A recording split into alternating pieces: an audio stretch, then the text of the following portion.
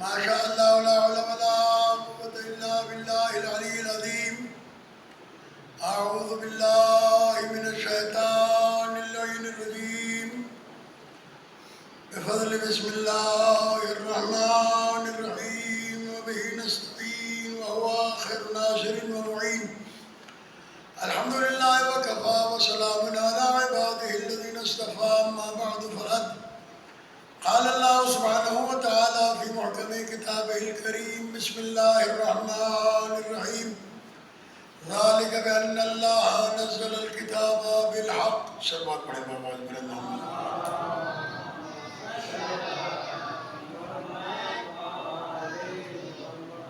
عزیزان گرامی، ہمارا یہ سلسلہ بیچ میں منقطع ہوا. قرآن مجید کی تفہیم، قرآن مجید کو سمجھنا اتنا آسان نہیں ہے جتنا لوگ سمجھ لیتے ہیں. اس سلسلے میں ایک بات آپ کی خدمت میں عرض کرنا ہے کہ نالج، معلومات اور علم یہ دونوں الگ چیزیں ہیں. معلومات آدمی کو کہیں سے بھی حاصل ہو جاتی ہے، لیکن علم کے لیے انسان کو زحمت اٹھانا پڑتی ہے. اب جو لوگ علم سے فیضیاب نہیں ہوتے ہیں وہ قرآن مجید کو سمجھنے میں اکثر غلطی کرتے ہیں اور اشتباہ کرتے ہیں. مثال کے طور پر میں آپ کی خدمت میں عرض کرتا ہوں، امام جعفر صادق علیہ السلام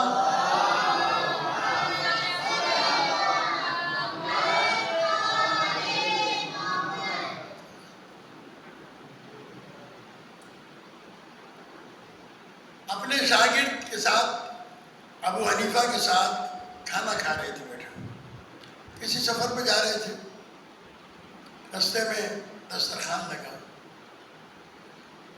کھانا کھانے کے بعد امام علیہ السلام نے دعا مانگی.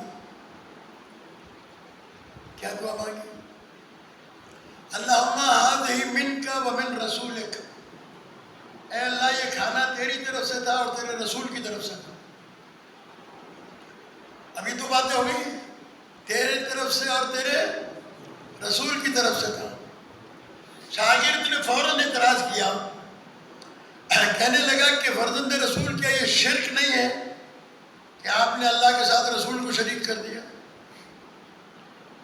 رزق تو اللہ دیتا ہے، پھر آپ نے رسول اسلام کو اس کے اندر شریک کیوں کیا؟ امام جعفر صادق علیہ السلام نے 2 آیتیں پڑھی. وَمَا نَقِمُوا أَنْ أَغْنَاهُمُ اللَّهُ وَرَسُولُهُ مِنْ فَضْلِهِ. یہ منافق اس بات پر ناراض ہے کہ اللہ اور اس کے رسول نے صاحبان ایمان کو غنی کیوں کر دیا. ایک اور آیت پڑھی. سننے والے نے کہا کہ لیکن ایسا لگتا ہے کہ یہ آیت میں نے پہلے سنی نہیں تھی، پڑھی نہیں تھی. آپ نے فرمایا تم نے پڑھی بھی تھی اور سنی بھی تھی، لیکن چونکہ قرآن مجید ہر ایک کی سمجھ میں نہیں آتا، تمہارے دلوں پر تالے لگے ہوئے ہیں. قرآن ہم سمجھائیں گے تمہیں. یہ روایات ایسی مشہور روایت ہے. میں ایک اور بات آپ کے سامنے پیش کرتا ہوں. حضرت بہلول دانا، یہ واقعہ میں کئی بار پڑھ چکا ہوں، کئی بار بار سناتا رہتا ہوں تاکہ لوگوں کے ذہن کے اندر یہ بات آ جائے کہ قرآن مجید اتنا آسان نہیں جتنا آسان لوگوں نے سمجھ رکھا ہے. ہارون عباسی کے دربار میں ایک چور کو پکڑ کے لائے جو بوڑھا تھا. ہارون نے پوچھا کیوں لائے ہو اس کو پکڑ کر، کیوں گرفتار کیا تم نے اسے؟ کہنے لگے کہ اس نے چوری کی ہے. ہارون نے پوچھا اس عمر میں تو نے کیوں چوری کی بھائی؟ کہنے لگا کہ میں حجاز کا رہنے والا ہوں. حجاز یعنی آج کا سعودی عرب. میں حجاز کا رہنے والا ہوں اور وہاں پر رزق نہ ہونے کی وجہ سے میں بچوں کو لے کر یہاں آ گیا تھا تاکہ کوئی رزق کے ذرائع میسر آئیں. یہ دارالخلافہ ہے رزق کے مواقع میسر آئیں گے تو بچوں کا پیٹ بھروں گا، لیکن یہ دارالخلافہ میں آنے کے باوجود بھی میرے بچوں کا میں پیٹ نہیں بھر سکا، ان کی بھوک مجھ سے نہیں دیکھی گئی، تو میں نے مجبوراً چوری کی۔ ہارون رشید کے دائیں طرف چیف جسٹس قاضی الخدا بیٹھا ہوا تھا، عدالت لگی ہوئی تھی۔ ہارون نے پوچھا قاضی سے کہ اس کی سزا کیا ہے، اس نے چوری کی ہے اور قبول بھی کر رہا ہے۔ قاضی کہنے لگا کہ یہ چوری کی ہے اس نے، تو قرآن مجید کھول کے سامنے رکھا اور کہا کہ قرآن مجید میں اللہ نے فرمایا کہ السارق والسارقۃ فاقطعوا ایدیہما، چور مرد ہو یا عورت ان کے ہاتھ کاٹ ڈالو۔ لہذا قرآن مجید کے اس حکم کے مطابق اس کا ہاتھ کٹے گا۔ جیسے ہی قاضی نے فتویٰ دیا ویسے ہی ہارون رشید عباسی کے دربار میں بیٹھے ہوئے بہلول دانا کھڑے ہو گئے، کہنے لگے ہارون تیرا قاضی جھوٹ بول رہا ہے۔ قاضی تو غصے میں آ گیا، کہنے لگا ہارون دیکھا تو نے، میں نے قرآن مجید کی آیت پڑھ کے فتویٰ دیا ہے اور یہ قرآن مجید کا منکر ہے، رافضی ہے، شیعہ ہے، یہ قرآن کو نہیں مانتا، اس نے قرآن کی آیت کو جھٹلایا ہے۔ ہارون نے کہا تو کیا کرے؟ کہا چور کے ہاتھ کٹیں گے اور بہلول کی گردن کٹے گی۔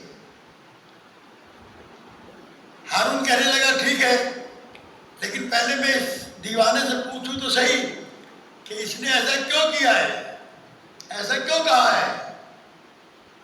ہارون نے پوچھا بہلول تو نے قاضی کے فتوے کو جھوٹا فتویٰ کیسے قرار دیا؟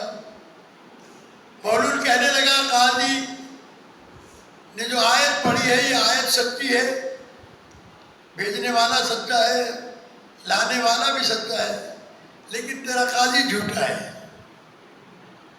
کہا کیسے؟ کہا آیت کا جو حکم ہے اس کے نفاذ کا موقع نہیں معلوم اس کو کہ آیت کہاں پڑھی جائے گی ہے۔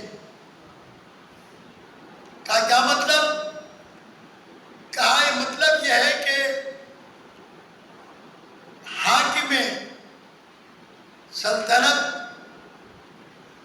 اسلامی حکومت کے حکمران کا فریضہ ہے کہ وہ رعایا کے کھانے پینے پہننے اوڑھنے کا مکمل انتظام کرے۔ اگر حاکم اپنی رعایا کے کھانے پینے کا پہننے اوڑھنے کا مکمل انتظام کرتا ہے، اس کے بعد اگر کوئی چوری کرتا ہے تو چور کا ہاتھ کٹے گا، لیکن اگر حاکم اپنی رعایا سے غافل ہے اور پھر کوئی چوری کرتا ہے تو پھر چور کا ہاتھ نہیں کٹے گا، حاکم کی گردن کٹے گی۔ آیت تو ایک ہی تھی نا، تفہیم الگ الگ ہے۔ اب میں اس سلسلے میں بہت سارے واقعات آپ کے سامنے پیش کر سکتا ہوں۔ آیت اللہ العظمیٰ سید ابو القاسم خوئی علی اللہ مقامہ سے مسئلہ پوچھا گیا۔ جس زمانے میں یہ خاندانی منصوبہ بندی ایجاد ہوئی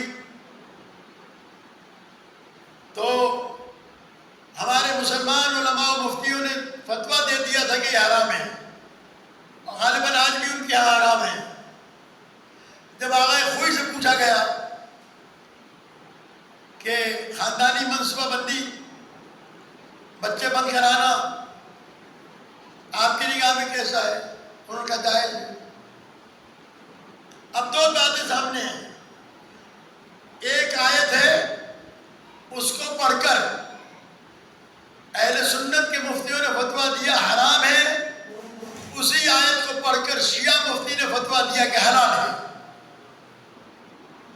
اب میں آپ کے سامنے فرق محسوس بتاتا ہوں۔ آیت کون سی ہے؟ وَلَا تَقْتُلُوا أَوْلَادَكُمْ خَشْيَةَ إِمْلَاقٍ، اپنی اولاد کو غربت کے خوف سے قتل نہ کرو۔ یہ قرآن کی آیت ہے۔ پڑھ کر مفتیوں نے فتویٰ دیا کہ خاندانی منصوبہ بندی بچے رکوانا حرام ہے۔ اسی آیت کو پڑھ کر آیت اللہ رضمہ سید ابو القاسم خوی علی اللہ مقامہ نے فتویٰ دیا کہ جائز ہے۔ ان سے پوچھا کہ کیسے جائز ہے؟ انہوں نے کہا کہ یہاں حکم ہے وَلَا تَقْتُلُوا أَوْلَادَكُمْ خشیۃ املاق، اولاد کو غربت کے افلاس کے خوف سے قتل نہ کرو۔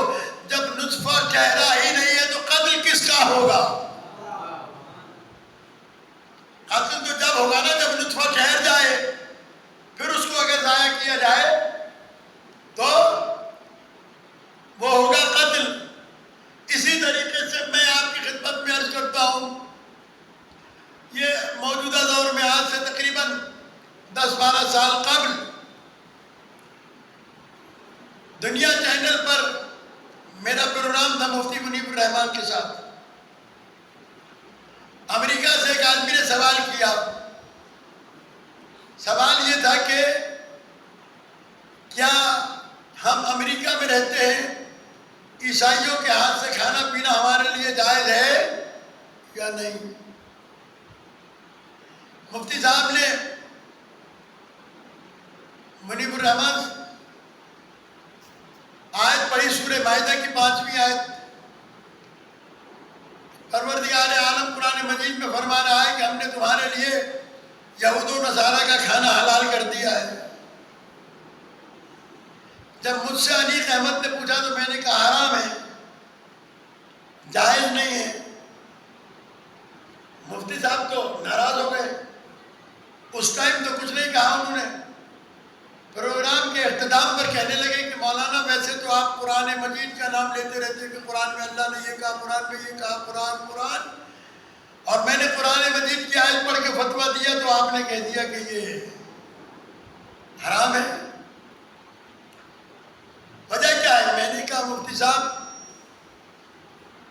مسئلہ یہ ہے کہ اس نے آپ سے کھانے کے بارے میں نہیں پوچھا۔ کھانے میں مچھلی، دالیں، چاول، روٹی، یہ ساری چیزیں کھانے میں آتی ہیں۔ ذبیحہ کھانے میں نہیں آتا۔ ذبیحے کے لیے پروردگار عالم نے قرآن مجید میں الگ حکم دیا ہے کہ جس جانور کو ذبح کرتے ہو تو اس پر اللہ کا نام نہ لیا جائے، وہ جائز نہیں ہے کھانا اس کا۔ لہذا چونکہ عیسائی اور یہودی ذبح کرتے ہو تو اللہ کا نام نہیں لیتے، اس لیے ان کے ہاتھ کا ذبیحہ حرام ہے۔ پوچھنے والے نے آپ سے ذبیحے کے بارے میں پوچھا تھا، کھانے کے بارے میں نہیں۔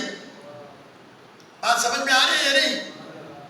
یہ ہے تفہیم قرآن۔ چونکہ ہم نے اہل بیت علیہ السلام سے قرآن مجید کو سیکھا ہے، اہل بیت علیہ السلام نے ہمیں قرآن مجید سکھایا ہے، اس لیے ضرورت اس امر کی ہے کہ قرآن مجید کو سمجھا بھی جائے اور ان سے سمجھا جائے جنہوں نے قرآن مجید کو نبی سے سمجھا اور نبی نے وہ قرآن مجید اللہ سے سمجھا۔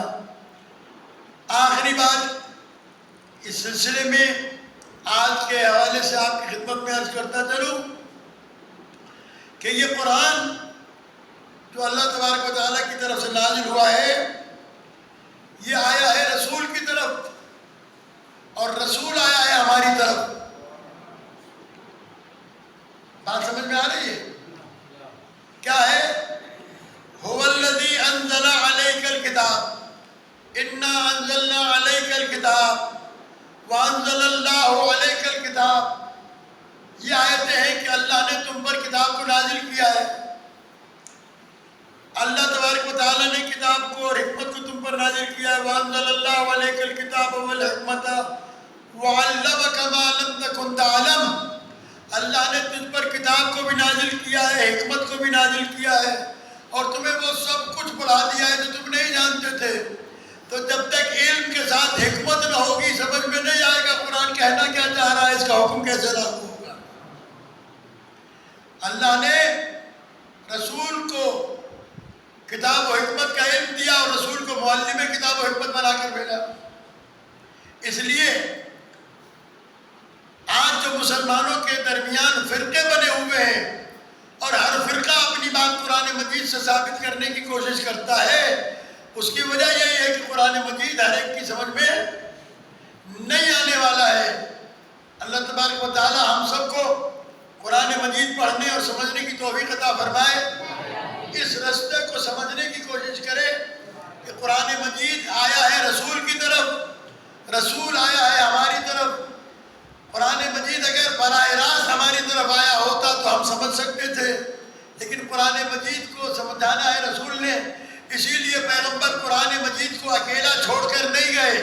جب جانے لگے تو کہا انی تارک فیکم الثقلین کتاب اللہ و عطرتی، میں جا رہا ہوں، میں تمہارے درمیان قرآن اور عطرت چھوڑے جا رہا ہوں. جب تک میں تھا میں تمہیں سمجھا رہا تھا، اب قرآن عطرت کے پاس ہے، جب تمہیں قرآن سمجھنا ہو تو میری عطرت سے سمجھ لینا. لن تضلوا بعدی، میرے بعد ہرگز گمراہ نہیں ہوگے. ان تمسکتم بہما لن تضلوا بعدی، اگر دونوں سے متمسک ہوئے تو میرے بعد گمراہ نہیں ہوگے. اللہ تبارک و تعالی ہمیں قرآن و اہل بیت سے وابستہ رہنے کی توفیق عطا فرمائے. اللہ تبارک و تعالی ہمیں قرآن مجید کے تمام فیوز و برکات سے فیضیاب ہونے کی توفیق عطا فرمائے. بار الہ اس ماہ مبارک رمضان میں جن مومنین نے ہمارے ساتھ شہر و افطاری میں تعاون کیا ہے، بار الہ تمام مومنین کے رزق روزی میں ایمان میں برکت عطا فرما.